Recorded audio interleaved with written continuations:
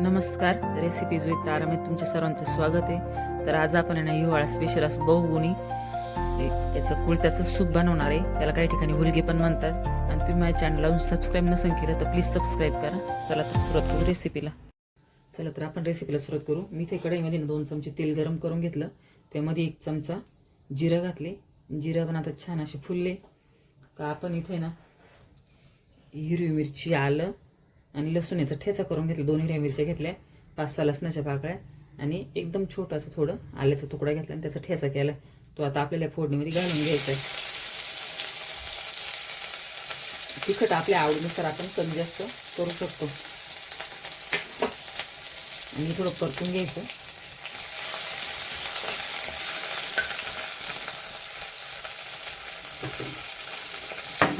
कोळदाचे आपल्या शरीरासाठी ना खूप फायदे. आणि कोळदे कसं उष्ण असतं, त्याच्यामुळे ना थंडीमध्ये कोळदाचं सूप करून नक्की प्यायला पाहिजे. यामध्ये आता हळद घालून घेऊ थोडी. आणि त्यात यामध्ये आपल्याला थोडं हिंग घालायचं आहे. ज्यांना पोटदुखीचा त्रास आहे किंवा गॅसेस अपचन होते त्यांनी ना हे सूप नक्की करून प्यायला पाहिजे. कारण याच्यामुळे आपलं पोट पण साफ राहतं कोळदाचं सूप प्यायल्यामुळं. आता हे चांगलं परतून झाले. यामध्ये आपण पाणी घालू, जेवढं पाहिजे तेवढं आपल्याला.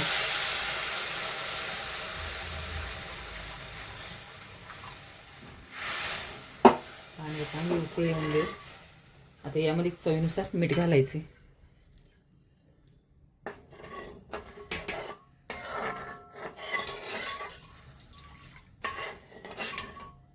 याआधी पण मी ना आयुर्वेदिक हळदीचं काढा टाकलाय. ती पण रेसिपी खूप छान आहे. तुम्ही अजून बघितली नसेल तर माझ्या चॅनलवर जाऊन नक्की बघा. आणि जेवढे पण व्हिडिओ बघतात तेवढे चॅनलला नक्की सबस्क्राईब करा. आता पाण्याला एक उकळी येऊन देऊ आपण. आणि तोपर्यंत आपण हे कुळदाचं पीठ घेतलेलं आहे. हे कुळदाचं पीठ मी कसं तयार केलं, कुळीत चांगले भाजून घेतले आणि मग ते मिक्सरला बारीक वाटून घेतले. एकदम बारीक करून घ्यायचे. असं पीठ तयार करून घ्यायचे. तर मी इथे आता 2 चमचे ना कुळदाचं पीठ घेतले. आता याचं पाणी टाकून याच्यामध्ये ना याची पातळ पेस्ट तयार करून घेऊ आपण. तर इथे पाणी पण उकळलं आहे छान. आणि इथे मी नाही अशी पेस्ट तयार करून घेतली. याच्यामध्ये कुठे गुठळ्या ठेवायचे नाही आपल्याला, नाही तर मग ते पाण्यात गेल्याच्या नंतर आहे ना ते गुठळे होते, ते लवकर मिक्स पण होती नाही. मग आता थोडं थोडं आपण याच्यामध्ये घालायचं आणि असं हलवत राहायचं, म्हणजे गुठळ्या तयार नाही होती. यामध्ये तुम्ही थोडे ना तांदळाचं पीठ पण घालू शकता, नाही तर मग थोडं गव्हाचं पीठ, त्याला दाटसरपणा यायसाठी.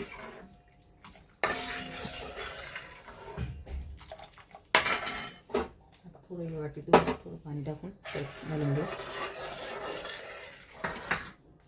आणि असंच हलवत राहून आपल्याला ना 5 ते 10 मिनटं चांगलं उकळून घ्यायचं. आणि जास्त घट्ट पण नाही राहते, असं सैल असं असतं. हे तुम्ही असं पण प्यायला घेऊ शकता, नाही तर मग भाकर चुरून बाजरीची ना त्याबरोबर पण छान लागते सूप. याला तुम्ही कुळदाचं सूप म्हणू शकता, नाही तर मग कुळदाचं कडणसुद्धा म्हणू शकता. कारण जुनी पारंपरिक रेसिपी. आणि सर्दी झाली किंवा घशाला आराम मिळण्यासाठी ना खूप छान अशी रेसिपी आहे. तुम्ही नक्की करून बघा. व्हिडिओ शेअर करा आणि चॅनलला पण नक्की सबस्क्राईब करा. हे आता थोडं दाटसर व्हायला लागले, ते बघू शकता. आता हे उकळून घेऊ आपण, चांगलं एकदा शिजवून घेऊ हे पीठ यामध्ये.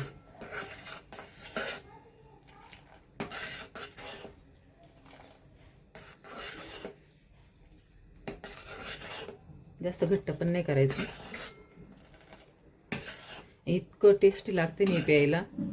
गरम गरम असं, बाहेर थंडीचं वातावरण, गरम गरम ही सूप प्यायला घ्यायचं. खूप असं छान आहे.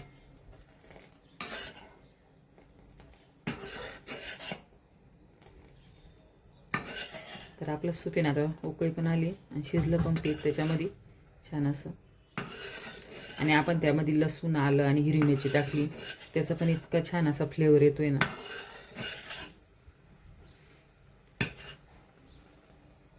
चला तर आता आपल्याला कुळदाचं सूप तयार झाले. तर गॅस बंद करते आणि आता हे बाउलमध्ये काढून घेते.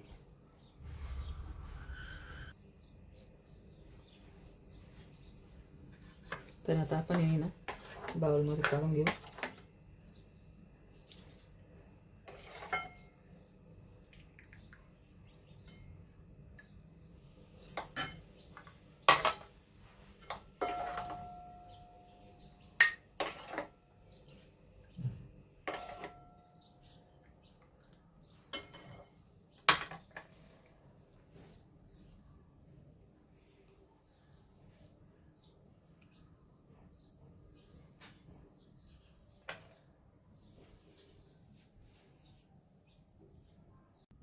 तर आपल्या कुळथाचं सूप तयार झाले. तुम्ही याला कडम पण म्हणू शकता. खास हिवाळा स्पेशल आहे. तुम्ही पण नक्की करून बघा. व्हिडिओ शेअर करा, लाईक करा आणि चॅनलला नक्की सबस्क्राईब करा. चला तर भेटू अशा नवीन रेसिपी बरोबर. व्हिडिओ पाहिल्याबद्दल सर्वांचे धन्यवाद.